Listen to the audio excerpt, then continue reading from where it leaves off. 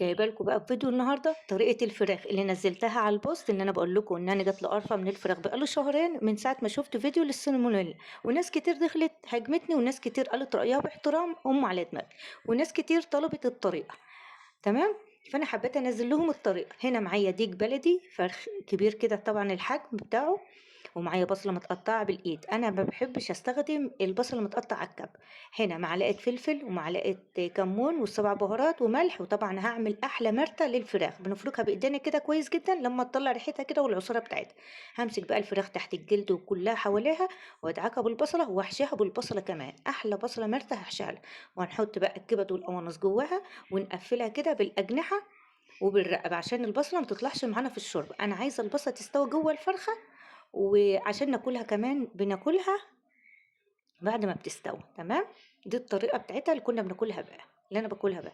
هنا بقى زيت وحبهان، هنقدح الزيت كويس بالحبهان، وننزل بقى بالفراخ تاخد احلى صدمه وتشويحه كده كمان مع بعض. تمام. هنفضل بقى نقلبها كده لحد ما تاخد معانا لون وتنشف معانا من اي ميه ومن اي حاجه خالص. هننزل عليها بقى بفصين توم. انا بستبدل المستكه بفصين التوم دول. تمام. بنزل بقى بطماطم وجزر وكرات وفلفل وورق لورا ومعلقتين صلصه باتي كده، وافضل برضه اشوح كده في الفرخه. وبعدين ازودها، انزل عليها بميه مغليه. تمام. اول ما هتغلي معانا، طبعا ما ننساش ورق اللورا. اول ما تغلي معانا هتعمل بقى شويه كريم كده على الوش، بناخدهم وبنشيلهم. تمام. طبعا قرن الشطة والكرات ده بيخلي الشوربة في حتة تانية. وكمان لما بتحطيه كمان مع البط بيبقى شوربة البط خطيرة جدا. هنا خدت معايا ساعة بالظبط. بظبط بقى الملح بتاعي. شايفين بقى لون الشوربة بتاعتنا عامل ازاي؟ خطير جدا. احلى طريقة تعملي بقى الفراخ البلدي وتسلقيها وتشويها. ان ما كانش ينفع ان انا اشوي الفراخ من الاول، لان الفراخ كانت كبيرة في السن وهتاخد تسوية وكانت هتنشف مني في الفرن لو شويتها على طول.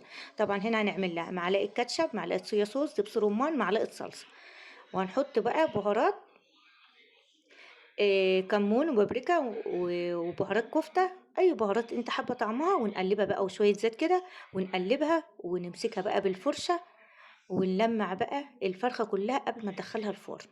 تاخد لون معانا وطعم جميل جدا. طبعا كنت سالقة برضو فراخ بيضة برضو تربية بيتي. ان انا مش كل البيت بياكل عندي البلدي، فعندي بياكل الابيض وعندي بياكل البلدي.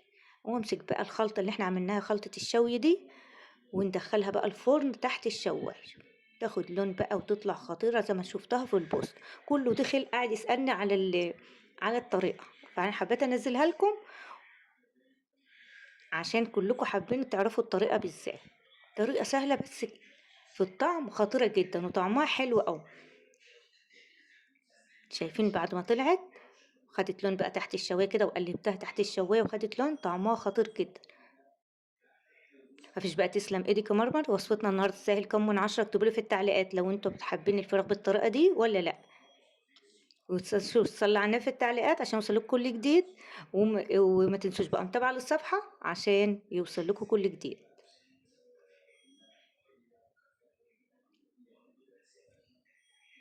هنا بقى كنت عاملة مكرونة ورز أبيض وجنبها كمان بسلة.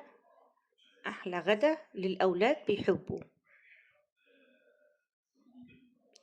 عندنا بقى الأولاد والحاج صاحب البيت بيحبوا الأكل ده جدا جدا جدا. بألف هنا للي هياكل واللي هيعمل بإذن الله مقدما ليكم. شايفين المرتة ده؟ أحلى مرتة دمياط هتاكلوها في الفراخ، وبتبقى في البط كمان خطيرة جدا جدا جدا. والسلام عليكم ورحمة الله وبركاته.